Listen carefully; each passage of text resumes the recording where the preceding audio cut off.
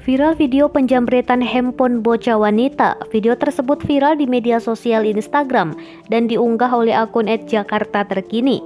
Pada video itu terlihat ada beberapa bocah perempuan yang sedang berkumpul. Lalu tiba-tiba datang dua orang naik motor berboncengan yang berhenti dekat korban. Salah satu pelaku pun turun dari motor dan sempat berbicara dengan korban. Tak lama kemudian pelaku itu langsung mengambil HP dan langsung kabur naik motor. Dikutip dari Tribun Jakarta, aksi penjamretan itu di kawasan Blok A, Kebayoran Baru, Jakarta Selatan pada hari Senin 15 Februari 2021 lalu. Kapolres Metro Jakarta Selatan, Kombes Pol Asis Adriansyah, mengakui pihaknya sedang melacak para pelaku.